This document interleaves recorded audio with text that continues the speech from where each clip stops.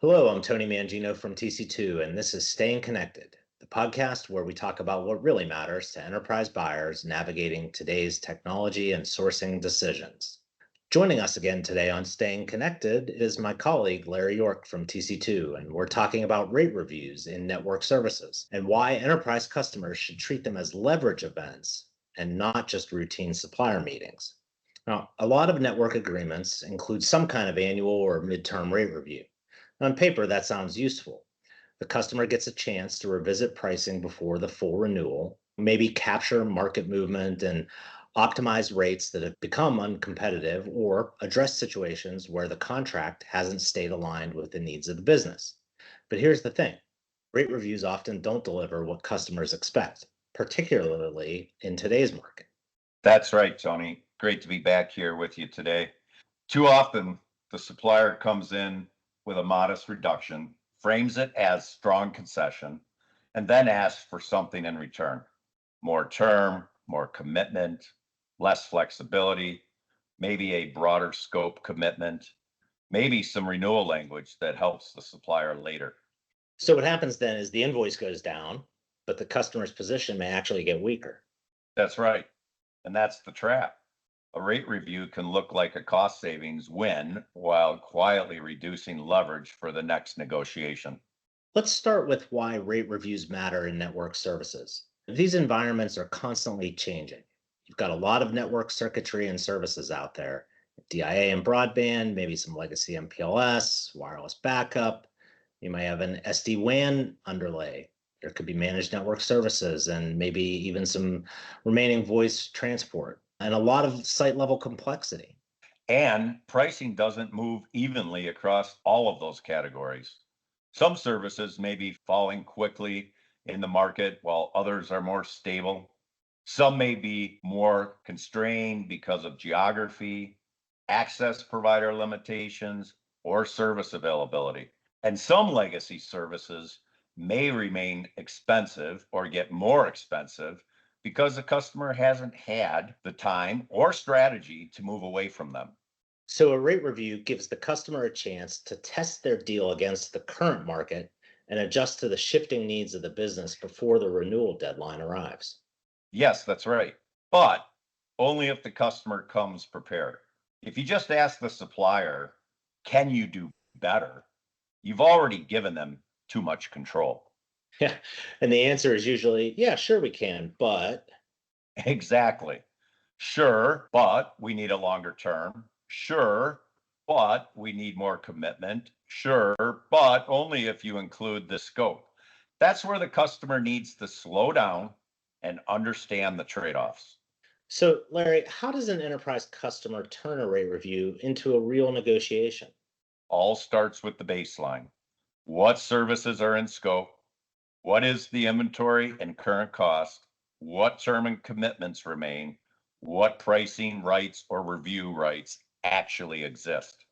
To be honest, that sounds pretty basic, but in network environments, it's often pretty complicated. Actually, very hard. The inventory may not line up with the invoice quite often. The contract may have multiple amendments. Sites may have changed. Bandwidths may have been upgraded. Some services may be active but no longer strategic. Others may be candidates for migration in the next 12 to 24 months. If the customer doesn't understand the current state, the rate review becomes a supplier led pricing conversation. And that's not where you want to be. Not at all. The customer needs its own view of the facts. Right. So the next piece of this is market evidence, we'll call it. That's exactly right. Benchmarking is what gives the customer a target, not just we want savings, rather than here's where our current pricing is out of line. Here are the services that matter most. And here's what we believe the market supports. And, that's a very different conversation. It is. Suppliers respond differently when the customer brings a specific evidence backed position. They may still push back. Of course they will. But the discussion becomes much more grounded. Larry, let's talk about the supplier ask because the supplier almost always wants something. They always do. That's right, Tony. And not every trade-off is bad. Sometimes the customer may be willing to offer something like additional contract term, but the customer needs to understand the value of what it's giving up. Think about a customer planning a broader network transformation. If they extend too much term or overcommit to the incumbent during a rate review, they may make that future transformation harder. Exactly. Short-term savings can interfere with long-term strategy. And that's the key. A rate review shouldn't constrain the next deal. That's right. The customer should define guardrails before the supplier puts savings on the table.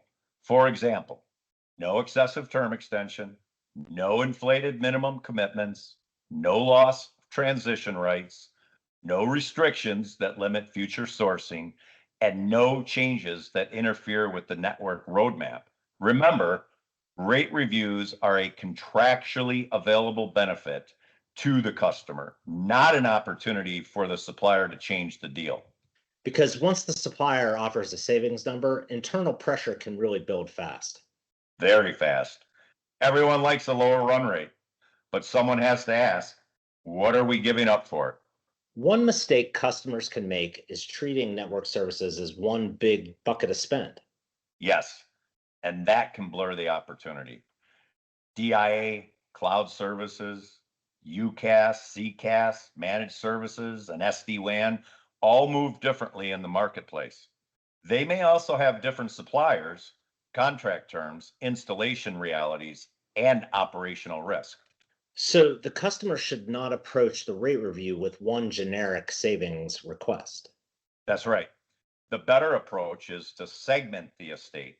Which services are most out of market, which are strategic, which are declining, which are being migrated, which are constrained, which should be negotiated now, and which should be held for a larger sourcing event later.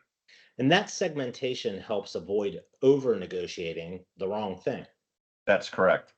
You don't want to trade away flexibility across the whole network just to fix pricing on a subset of services.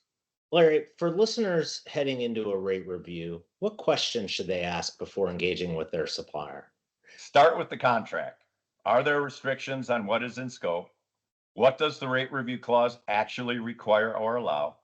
Are there escalation procedures? And what is the available remedy if the parties can't agree? Then's the baseline. Do we trust the inventory, the billing, the bandwidths, locations, and the current run rate? Yes. And then the market. Where are we out of line? Which services matter most? What would we reasonably expect to achieve in an RFP? Larry, I'd also ask, what's changing in the strategic network roadmap? Are we moving away from legacy services, adding SD-WAN? Are we looking at alternative access strategies?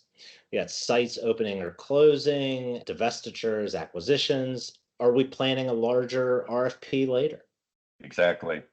The rate review should support that roadmap, not undermine it. Let's talk about what customers should avoid. Avoid treating the supplier's first offer as the market. Avoid accepting a discount without understanding the trade-off. Avoid extending the term or increasing the commitment in exchange for a modest rate adjustment. Avoid making broad commitments when the opportunity is really limited to specific service groups. And avoid confusing movement from the supplier with actual competitiveness. That's a big one, Tony. A supplier can move and still leave the customer out of market, sometimes significantly. The key takeaway is that a rate review can be a real leverage event, but only if the enterprise properly treats it like a negotiation.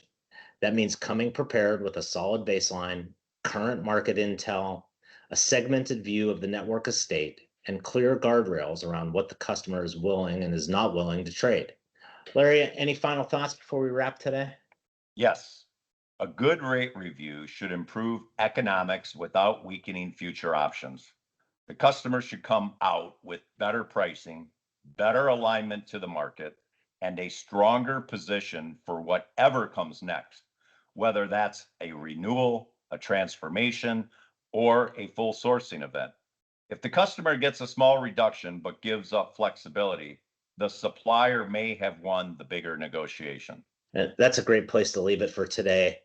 To our listeners, if you'd like to discuss how to leverage rate reviews, directed negotiation, or benchmarking to improve supplier economics, or if you'd like to discuss other technology strategy, sourcing, and cost reduction needs with Larry, me, or any of our TC2 and LB3 colleagues, please give us a call or shoot us an email. You can also stay current by subscribing to Staying Connected, by checking out our websites, and by following us on LinkedIn.